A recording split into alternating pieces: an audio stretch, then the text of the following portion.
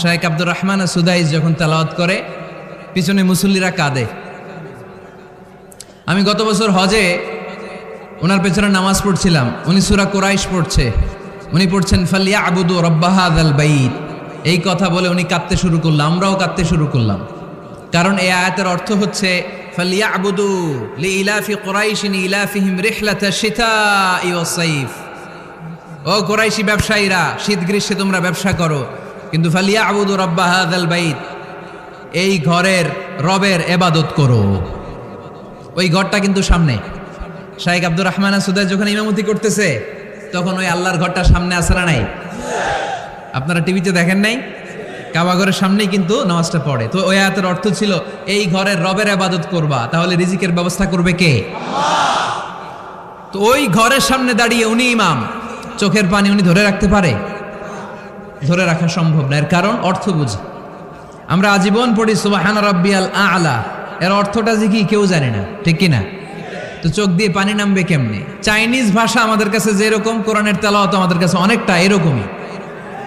Chinese ভাষার অর্থ জানি না, কোরআনের আয়াতের অর্থ জানি, কিন্তু এই কথা বললে কি আল্লাহ আমাদেরকে ছাড়বে? No excuse will be granted that day. সেদিন আল্লাহ কোনো এক্সকিউজ গ্রহণ করবে না।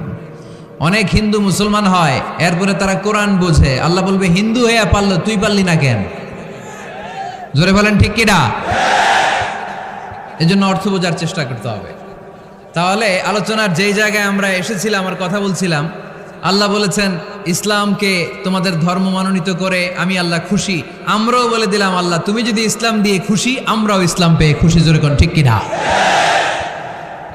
আমরা সব জায়গায় ইসলাম মানতে চাই, যতক্ষণ দেহে প্রাণ আছে ততক্ষণ পর্যন্ত ইসলামকে মানতে চাই, সব জায়গায় মানতে চাই, ইসলামকে আমাদের জীবনের আদর্শ বানাতে চাই, ঠিক কিনা? সাইয়েদনা ওমর ফারুক বলতেন নাহনু কওমুন আ'আজ্জানাল্লাহু বিল ইসলাম, আমরা তো এমন জাতি যেই জাতিকে আল্লাহ তাআলা ইসলাম দিয়ে সম্মানিত করেছে।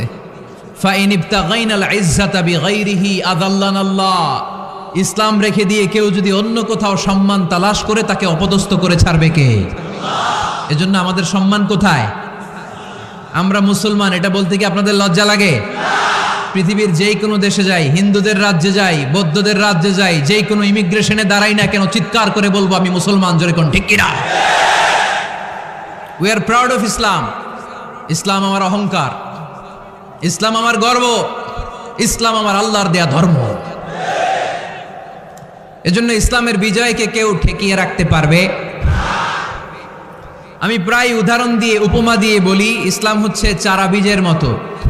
চারা বীজ মাটিতে ঢুকিয়ে দিলে এটা উপরের দিকে ওঠে।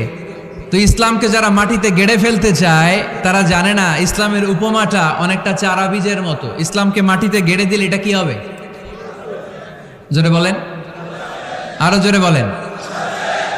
উপরের দিকে গর্জে উঠবে। এই যে উপমা দিছি, এটা নিয়েও আবার অনেকে ভুল ধরে, আছে না নাই? আল্লাহ নিজেই কোরআনে উপমা দিয়েছেন। মাসালুল্লাযীনা ইউনফিকুনা আমওয়ালাহুম ফি সাবিলিল্লাহি কামাসালি হাব্বা, যারা আল্লাহর রাস্তায় দান করে এই দানের উপমা হচ্ছে একটা চারা বীজের মতো। সুবহানাল্লাহ পড়েন। এই চারা বীজ থেকে 7টা শীষ বের হয়, প্রতিটা শীষে জন্ম নেয় শত শস্য দানা। আল্লাহ যারে চায় ইচ্ছা মতো রিজিক দিয়ে তার জীবনকে পূর্ণাঙ্গ করে দেয়। সুবহানাল্লাহ পড়েন। এজন্য আল্লাহ বললেন ইসলাম হলো আমার একমাত্র মনোনীত ধর্ম। ইসলাম ছাড়া অন্য কেউ যদি সম্মান তালাশ করে তার কাছ থেকে কিছুই আমি গ্রহণ করব না। কিয়ামতের দিন সেই লোকটা হবে হায় হায় কোম্পানির ম্যানেজার, ঠিক কিনা? এজন্য আমরা একটা ধর্মকেই মানতে চাই। চিল্লায় বলেন তো ধর্মটার নাম কি? ইসলাম ছাড়া অন্য কিছু মানি না, ইসলাম ছাড়া অন্য কিছু মানি না, মানব না। বিষ্ণু ঈসা ইসলাম বলেছেন এই ইসলামের বিজয়কে কেউ ঠেকিয়ে রাখতে পারবে না। তার কারণ ইন্নাল্লাহা যাওয়ালি আল আরদা, নিশ্চয় আল্লাহ তাআলা এই জমিনটাকে আমার জন্য সংকুচিত করে ছোট করে দেখিয়েছে।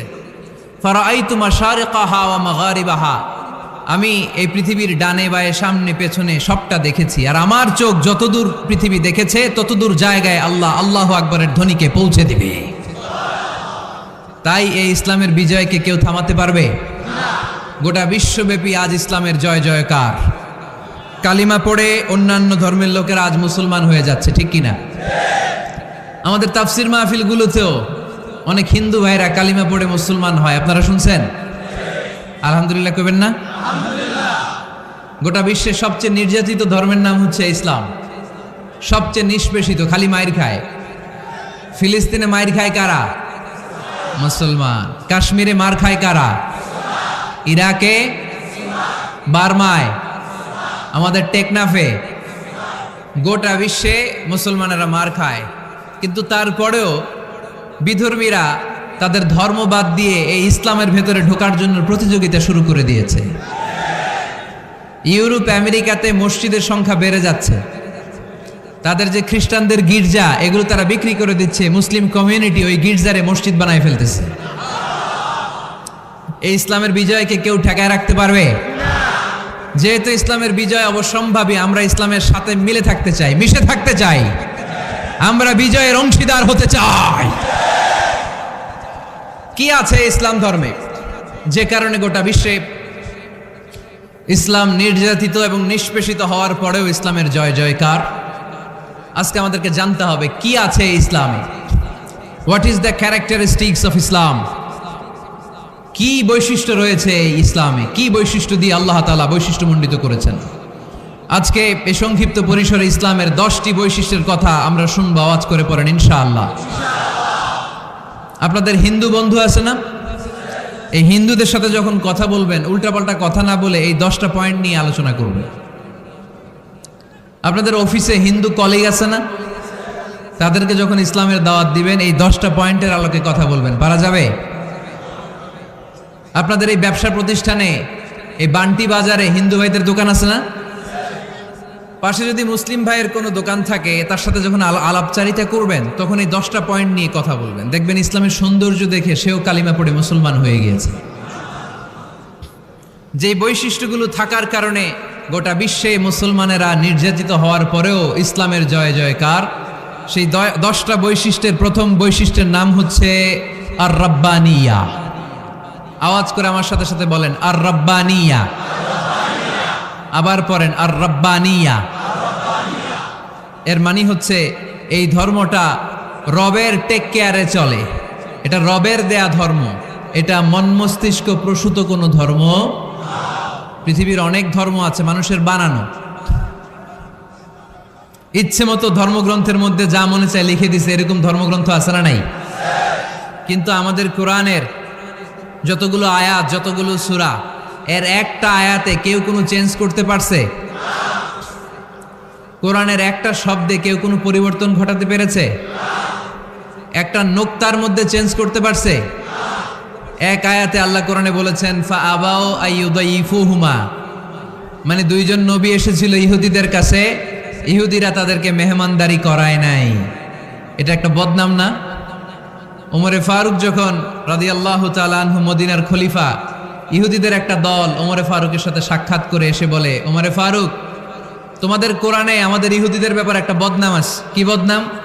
এই আয়াতে তোমাদের আল্লাহ বলেছে ফাআবাউ আইয়ুদাইফুহুমা, মানে দুইজন পয়গম্বর এসেছিল আমাদের কাছে কিন্তু আমরা এগরে খাওয়াই নাই, এরা ক্ষুধার্ত ছিল। কিয়ামত পর্যন্ত তোমরা এই আয়াত তেলাওয়াত করবার, মানুষ আমাদেরকে গালি দিবে। তো গালাগালির দরকার নাই, চলো একটা মিউচুয়ালে যাই। কি যাই? Mutual understanding. বেশি কিছু করা লাগবে না। এই ফাআবাউ আইয়ুদাইফুহুমার আবাউয়ের যে বায়ের নোক্তাটা, এইটা সরাই দিয়ে তুমি উপরে 2টা নোক্তা দিয়ে বারে তা বানায় দিবা, তাহলে অর্থ হবে ফাআতাও আইয়ুদাইফুহুমা, মানে দুই নবী আসছে আর ইহুদিরা তা করে খাওয়াইছে। ওমরে ফারুক বলে কি লাগবে? কয় এক নোক্তা চেঞ্জ করা লাগবে। কয় একটু দাঁড়া। এরা তো মহা খুশি, আজকে আমাদের মিশন কমপ্লিট। ওমরে ফারুক ঘরের ভিতরে ঢুইকে একটা তলোয়ার নিয়ে আসছে, কয় কার কার লাগবে এদিকে আয়। সব দিছে দৌড়। সুবহানাল্লাহ কইবেন না? আরে ওমরে ফারুক তো এমন সাহাবী ছিলেন যাকে দেখে মুনাফিকরা থরথর করে কাঁপতো। ওমরে ফারুক তো এমন সাহাবী ছিলেন যাকে দেখে শয়তানও কাঁপতো। বিশ্বনবী বলতেন, উমর মা সালাকা শাইতানু সালিকান ফাজ্জান ইল্লা সালাকা ফাজ্জান গায়রা ফাজ্জিক। ওমর, ইবলিস শয়তান যদি তোমারে কোনো রাস্তা দিয়ে আসতে দেখে, ইবলিস ওই রাস্তা থুইয়া অন্য রাস্তা দিয়ে চলে। আমাদের দেশে আমাদের ছেলেমেয়েরা যখন খেতে চায় না, আমরা বলি আম্মু তাড়াতাড়ি খাও, ভাল্লুক আসবে, বাঘ আসবে, বিড়াল আসবে, বলি না? আপনাদের বান্টিতে কি বলেন? আপনার ছোট্ট মেয়েটা রাতের খাবার খেতে চায় না, খাবার নিয়ে পিছে পিছে দৌড়াইতেছেন, মা খাও, কি আসবে বলেন? বিলাই।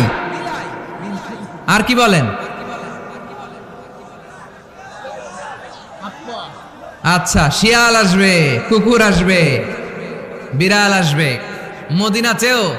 মদিনাতেও মদিনার মায়েরা বাচ্চাদেরকে রাতে খাওয়াতে পারতো না, তখন বাচ্চাদেরকে বলতো মা তাড়াতাড়ি খাও, হা হুয়া ইয়াতি ওমর, ওই যে ওমর আসতেছে।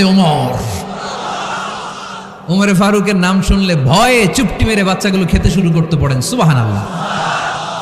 এজন্য বিশ্বনবী বলেছেন লা নাবিয়্যা বা'দি ওয়ালা রাসূলা, আমার পরে কোনো নবীও নাই, রাসূলও নাই, তবে লাউ কানা বা'দি নাবিয়্যুন লাকানা ওমর, আমার পরে যদি নবী হওয়ার কোয়ালিটি কারো থাকে, আমার ওমরের সেই কোয়ালিটি আছে। ওমরে ফারুকের কাছে আসছিল একটা নোক্তা চেঞ্জ করার জন্য, বারে তা বানাইতে পারছে? এইভাবে অনেকভাবে ইহুদিরা ষড়যন্ত্র করেছে, একটা অক্ষর, একটা নোক্তা চেঞ্জ করতে পেরেছে? এই ভারতবর্ষ থেকে কোরআন কিভাবে দূর করবে অনেক প্ল্যান করেছে ইংল্যান্ড থেকে। পরে তারা ভাবলো ভারতের যত কোরআন আছে আগুন দিয়ে জ্বালায় দিব, তাইলে কোরআন দূর হয়ে যাবে। পরে তাদের আরেক কমিটি রিপোর্ট করলো, না, আমরা এসে অডিট করে দেখলাম এরা শুধু কাগজেই কোরআন লিখে রাখে না, এদের হেফজখানাগুলোতে বাচ্চারা মাথা ঢুলতে ঢুলতে কোরআন পরে পরে সিনার ভিতরে ঢুকায় রাখে। যদি আগুন লেগে ধ্বংস হয়ে যায়, ধ্বংস হয়ে যায়, যদি আগুন লেগে যায় পুড়ে যায় পৃথিবীর সব বইয়ের দোকান, বিশ্ব থেকে হারাবে না পবিত্র কোরআন, বিশ্ব থেকে হারাবে না পবিত্র কোরআন। আগুন জ্বালিয়ে দিয়ে কোরআনকে শেষ করা যাবে? কোরআনের গালি দিয়ে কোরআনকে থামানো যাবে? কোরআনের মাহফিল বন্ধ করে কোরআনের আওয়াজকে স্তব্ধ করা যাবে? পৃথিবীর কোনো অপশক্তি কোরআনের কিছুই করতে পারবে না। চিল্লায় বলেন ঠিক কিনা? এজন্য আমরা কোরআনের সাথে থাকতে চাই, ইসলামের বিজয়ের অংশীদার হতে চাই। চিল্লায় বলেন ঠিক কিনা?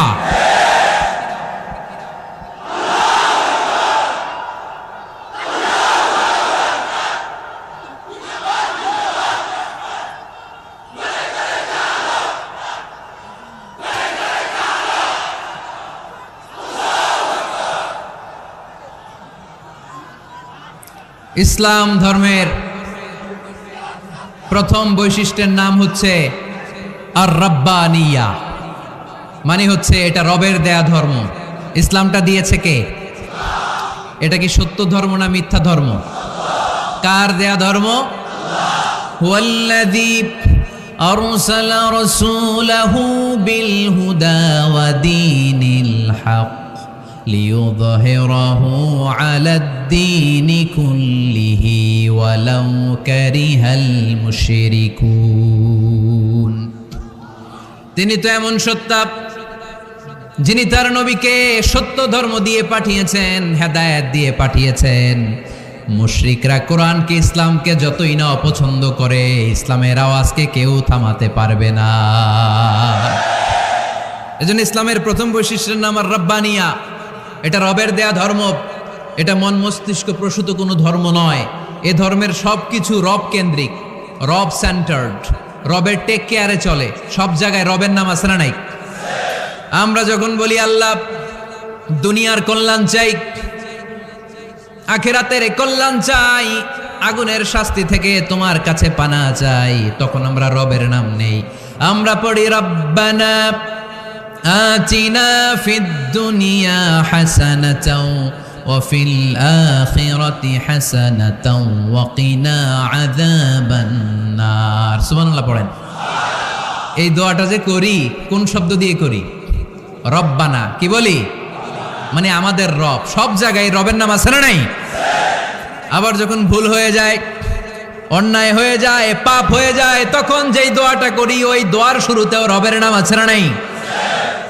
তখন আমরা পড়েন রব্বানা যালামনা আনফুসানা ওয়া ইল্লাম তাগফির লানা ওয়া তারহামনা লানাকুনান্না মিনাল খাসিরিন। ও আমাদের রব, জুলুম করেছি, অন্যায় করেছি, পাপ করেছি, তুমি যদি মাফ না করো আমরা তো ক্ষতিগ্রস্তদের মধ্যে শামিল হয়ে যাব, ঠিক কি না? তার মানে দোয়ার আগে কার নাম বলেন? রবের নাম। কার নাম? আবার কবরের প্রথম প্রশ্নেও রবের নাম আছে না নাই? জিজ্ঞেস করা হবে মার রব্বুক, তোর রবের নাম কি? আমরা উত্তরে কি বলবো? আল্লাহ আমারে রব, এই রবই আমার সব, দমে দমে তনু মনে তারি অনুভব, আল্লাহ আমারে রব।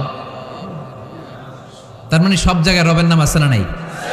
যখন রুকু দেই, রুকু ওইখানে কি পড়ি? সুবহানা রব্বিয়াল আযীম। যখন সিজদায় যাই তখন কি পড়ি? সুবহানা রব্বিয়াল আ'লা। তার মানে এই ধর্মের কেন্দ্র হচ্ছে রবকে কেন্দ্র করে এই ধর্ম প্রতিষ্ঠিত, রবের দেয়া ধর্ম, রবের টেক কেয়ারে চলে। এই জন্য এই ধর্মের বৈশিষ্ট্যের নাম হচ্ছে রব্বানিয়া। আওয়াজ করে বলো মুসলমান, এই ধর্মের বৈশিষ্ট্যের নাম কি? এই তো মুখস্থ হয়ে গেছে। ক্লাসের মতো হয়েছে না এটা? প্রাইমারি ক্লাসে পড়ায় না ক খ গ, সবাই বলে ক খ গ। তো এরকম আওয়াজ করে বললে মুখস্থ করাই দিবে কে? তাহলে হিন্দু ভাইদেরকে যখন দাওয়াত দিব বলবো, ভাই আমরা এত কিছুর পূজা করি না, আমরা হিন্দু ধর্মের প্রতিও শ্রদ্ধাশীল, কোন ধর্মকে নিয়ে আমরা কোনো কটূক্তি কখনো করি না, তবে চিন্তার জন্য মাঝে মাঝে কিছু যৌক্তিক কথা আমরা ছুড়ে দেই, ঠিক কিনা? আমরা তাদেরকে বলি যে আমরা এতগুলো খোদার ইবাদত করতে পারবো না, একজনের ইবাদত করে কুলবাই না, ঠিক কিনা? এইভাবে যুক্তির আলোকে আমরা বুঝাবো আমাদের ধর্মটা একজন রবকে কেন্দ্র করে। এজন্য ইসলাম ধর্মের প্রথম বৈশিষ্ট্যের নাম আর রব্বানিয়া। কি নাম? মাশাআল্লাহ। 2 নাম্বার বৈশিষ্ট্যের নাম হচ্ছে আল ইনসানিয়া। সবাই বলেন 2 নাম্বার বৈশিষ্ট্যের নাম। আবার বলেন, সবাই জোরে বলেন। এর মানে হচ্ছে মানবতার ধর্ম। এটা ইসলাম কিসের ধর্ম? হিউম্যানিটেরিয়ান রিলিজিয়ন, মানবতার ধর্ম। মানুষকে ইসলাম সবচেয়ে গুরুত্ব দেয়। মানুষকে ইসলামে বলা হয় আশরাফুল মাখলুকাত, সব মাখলুকাতের মধ্যে মানুষ সেরা, ঠিক কিনা? এমনকি আল্লাহ আমাদেরকে এত মর্যাদা দিয়েছে, ইসলাম ধর্ম গ্রহণ করার ক্ষেত্রে আল্লাহ কোনো জোর জবরদস্তি করে নাই। লা ইকরাহা ফিদ্দিন, দিনের ভেতরে জোর জবরদস্তি আছে? আপনি চাইলে হিন্দুদের মন্দির ভাঙতে পারবেন? তাদেরকে জোর করে ধর্মান্তরিত করতে পারবেন না, কারণ সে তো মানুষ, সবার উপরে মানুষ সত্য, তাহার উপরে নাই। সব মাখলুকাতের মধ্য থেকে মানুষের মর্যাদা সবচাইতে বেশি। আল্লাহ আমাদেরকে ফ্রি উইল দিয়েছেন, স্বেচ্ছায় স্বাধীনভাবে আমরা সব করতে পারি। ফামান শাআ ফালইউমিন ওমান শাআ ফালইয়াকফুর। চাইলে মুসলমান হইতে পারো, আবার কাফির হইতে পারো। দ্য ডিসিশন ইজ ইয়ার্স, সিদ্ধান্ত তোমার। তবে মুসলিম হলে জান্নাতে থাকবা, আর কাফির হলে জাহান্নামে পূর্বা। জোরে কোন ঠিক কিনা? কিন্তু জোর করে ঢুকাইছে আপনার ইসলামে, কারণ এটা মানবতার ধর্ম, এটা মানবতার কথা বলে। ইসলাম সবাইকে মানুষ হিসেবে কনসিডার করে। বিষ্ণু ঈসা ইসলাম একবার একটা লাশ দেখে সাহাবীদের সাথে বসা, বিশ্বনবী হুট করে দাঁড়িয়ে গেলেন। কি করলেন? সাহাবারা বললেন, ইয়া রাসূলুল্লাহ ইন্নাহু ইয়াহুদি, এটা তো ইহুদির লাশ। আপনি দাঁড়ালেন যে, এটা কার লাশ? আপনি দাঁড়ালেন কেন? বিষ্ণুনবী বললেন, আওয়ালাইসাত নাফসান, এটা কি মানুষ না? ইহুদি কি মানুষ না? আরে আমি তো ইহুদি, খ্রিস্টান, মুসলিম ওগুলো দেখা দাঁড়াই নাই, আমার দু চোখে আমি কনসিডার করেছি this is a human being, so I need to salute হিম। এটা মানুষ, এটা মানব, আমি মানব জাতিকে দাঁড়িয়ে স্যালিউট করেছি। চিল্লায় বলো ঠিক কিনা? বিশ্বনবী দু চোখ দিয়ে মানুষ দেখতেন, আস্তিক নাস্তিক দেখতেন না, কাফির মুশরিক দেখতেন না। বিশ্বনবী কনসিডার করতেন this is a human being, এটা একটা মানুষ। আমরা এখন কাউকে মানুষ হিসেবে কনসিডার করার আগে এরা কয়েক ভাগ করে ফেলি। পাগড়ি দেখলেই বলি এটা কোন পীরের মুরিদ, আছে না নাই? একই জামাত ইসলাম করে, নাকি চরমনাই করে, নাকি খেলাফত করে, না মজলিস করে, না আওয়ামী লীগ করে, না বিএনপি করে। এই যে আমরা ভাগাভাগি করি, প্রথমে তো কনসিডার করবেন he is a human being, সে হচ্ছে পৃথিবীর শ্রেষ্ঠতম মানুষ, আশরাফুল মাখলুকাত। কিন্তু এগুলো করার আগে আমরা খালি ভাগাভাগি, আমরা মানুষকে মানুষ হিসেবে কনসিডার করতে চাই না, ঠিক কিনা? ইসলাম আমাদেরকে শিখিয়েছে মানুষকে মানুষ হিসেবে কনসিডার করো। বিশ্বনবী ইহুদির লাশ দেখে দাঁড়ায় আর আমরা মুসলমানরা কিলাকিলি করি। কথা বলেন।